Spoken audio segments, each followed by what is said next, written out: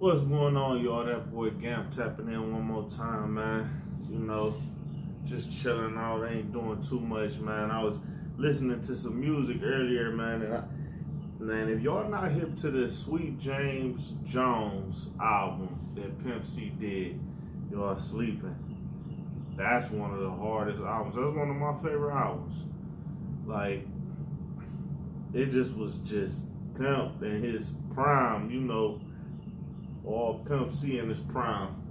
So shout out UGK Pimp C. When I was thinking about that, man, I thought about a crazy thing I experienced with Pimp C back, before he had passed, like right before he passed. And I was performing a lot at a club downtown Cleveland, Ohio, called the Metropolis in the Flats. And I used to be performing down there, regularly every other weekend or whatever. And they used to bring a lot of artists there to perform. I was signed to a record label who was also a promotion company that was Schoolhouse Productions at the time. And so basically we used to bring all the major artists to come to perform or whatever.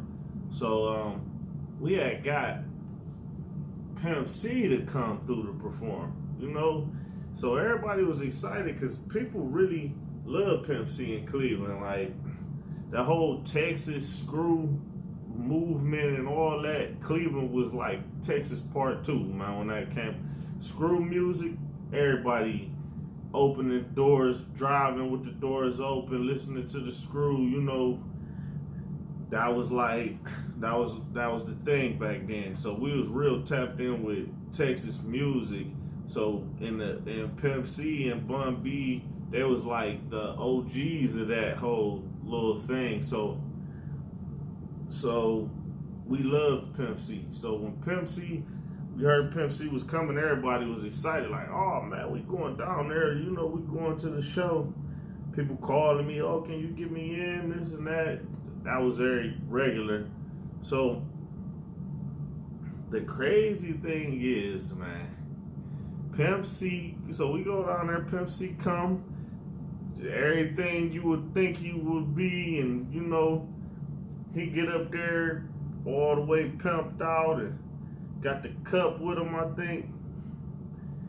And he did probably about, I don't even know for sure, man, but let's just say he did maybe 3 songs or something like that.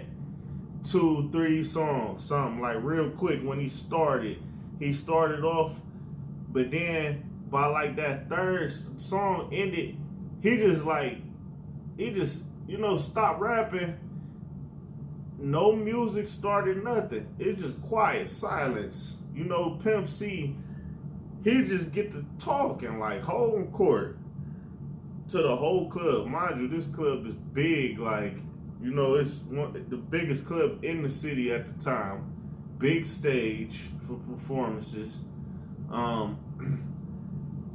Real rowdy club, man. Like, I'm talking about anybody had to be on guard in that particular club, that particular area in Cleveland.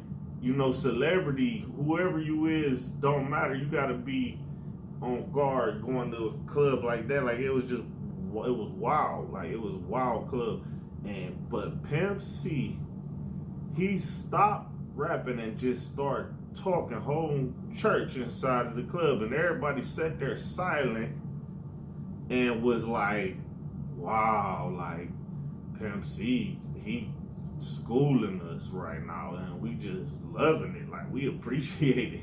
Like, he's sitting there, he talking. You know how Pimp C would go off talking. He just on the stage with the microphone, like Malcolm X or somebody. He just up there with a crowd full of rowdy teenagers, young 20-year-olds, and he just giving game like to the club, man. He talking for about 20 minutes or something. It was just like, it was pretty long, like just talking.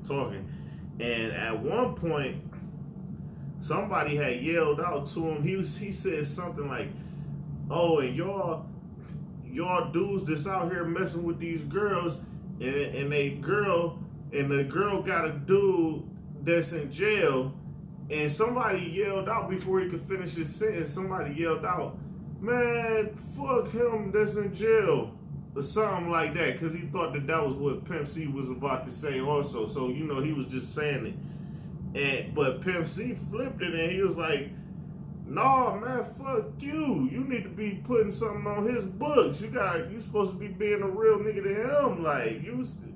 And it was like, we didn't even expect him to say that. Like, it came out of left field. Like, we thought we knew we was up on, but we didn't expect what the Pimp had to say to us, man. He was just keeping it too real. He was like, man, you need to be putting something on his books, helping him out. Don't look at it like, oh, fuck him.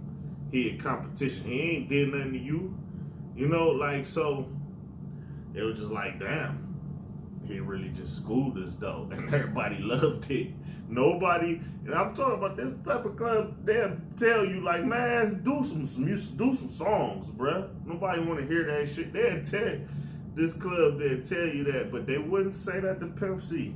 Everybody appreciated that he was sitting there talking to us, man. And I never forget that night. Matter of fact, that was the only time I saw him in person. And got to be around him. That was the only time, so it was an experience, man. But I just wanted to share my Pimp C story real quick, man. But I ain't gonna hold y'all too long, man. This Gam tapping out, y'all.